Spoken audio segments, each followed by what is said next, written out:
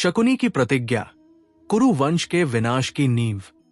बहुत समय पहले की बात है, जब आर्यवर्त के शक्तिशाली राजवंशों में सबसे प्रतापी था कुरुवंश। इसका सिंहासन हस्तिनापुर से संचालित होता था और इसके रक्षक थे महाबली भीष्म पितामह, जिनकी प्रतिज्ञा और युद्ध कौशल अपराजेय था। इसी समय गांधार का राजा सुबल अपनी पुत्री गांधारी का विवाह योग्य वर की तलाश कर रहा था। गांधारी अत्यंत बुद्धिमान, धर्मपरायण और तेजस्वी थी, लेकिन विधि का विधान कुछ और ही था। जब यह समाचार फैला कि उसे हस्तिनापुर के अंधे राजकुमार धृतराष्ट्र के लिए चुना गया है, तो गांधार के राजपरिवार में मातम सा छा गया। राजा सुबल ये जानते थे कि यह विवाह गांधारी के लिए अन्याय होगा, पर वे भीष्म पितामह के प्रस्ताव को ठुकराने की हिम्मत नहीं कर सके।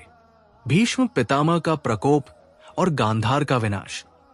गांधारी के विवाह के बाद भीष्म पितामह ने गांधार पर आक्रमण किया।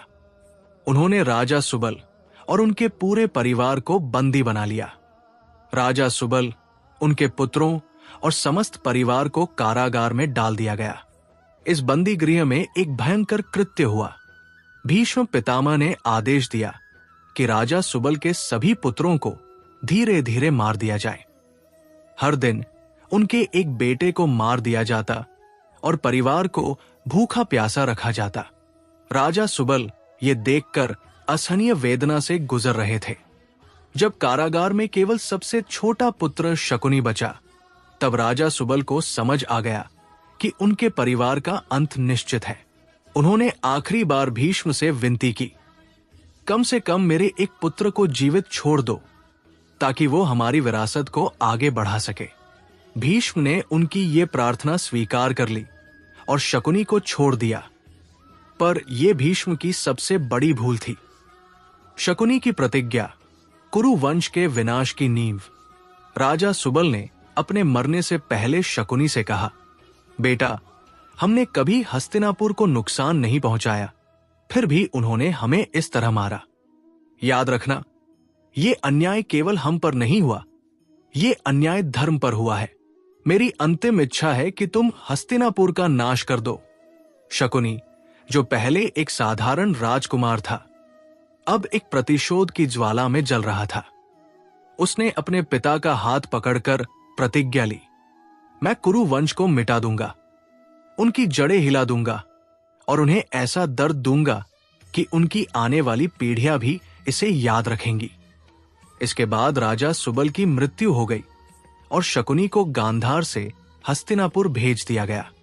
परंतु अब वो सिर्फ एक राजकुमार नहीं था, वो षड्यंत्रों का स्वामी था, जिसने कुरु वंश को नष्ट करने का प्रण लिया था। हस्तिनापुर में प्रवेश, छल, कपट और राजनीति का आरंभ। शकुनी ने अपनी चालें चलनी शुरू कर दी। उसने हस्तिनापुर में दुर्योधन के मन में जहर घोलना शुरू किया। उसने उसे यह विश्वास दिलाया कि पांडव ही उसके सबसे बड़े शत्रु हैं और यदि वह राजा बनना चाहता है तो उसे उन्हें समाप्त करना होगा।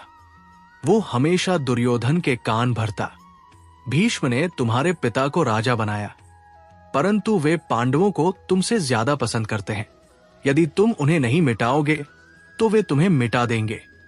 धीरे धीरे शकुनी ने दुर्योधन को पूरी तरह से अपनी मुट्ठी में कर लिया।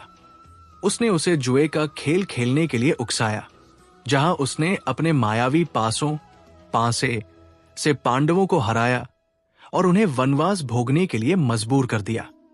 महाभारत का युद्ध, प्रतिशोध की पूर्णता। शकुनी के षड्यंत्रों ने अंततः महाभारत के महायुद्ध को जन्म दिया। कुरुक्षेत्र में जब रक्त की नदियां बही और पूरा कुरु वंश नष्ट हो गया, तब कहीं जाकर शकुनी के प्रतिशोध की ज्वाला शांत हुई। लेकिन नियति का न्याय देखिए, जिस युद्ध को उसने भड़काया, उसी युद्ध में उसका भी अंत हो गया। भीम ने उसे युद्ध भूमि में मार दिया, पर मरते मरते भी उसके चेहरे पर एक संतोषजनक मुस्कान थी। उसने कुरु वंश को मिटाने की जो प्रतिज्ञा ली थी, वो पूरी हो चुकी थी। निष्कर्ष, एक श्राप, एक प्रतिशोध और एक विनाश। शकुनी कोई साधारण व्यक्ति नहीं था, वो महाभारत का सबसे बड़ा रणनीतिकार था। उसका प्रतिशोध ही वो बीज बना जिससे कुरु वंश का अंत हुआ। महाभारत हमें सिखाती है कि अन्याय चाहे कितना भी शक्तिशाली क्यों न हो, उसका अंत निश्चित है और प्रतिशोध की आग कभी कभी पूरे संसार को जला सकती है। क्या आपको लगता है कि शकुनी गलत था या वो न्याय कर रहा था? अपने विचार नीचे कमेंट करें।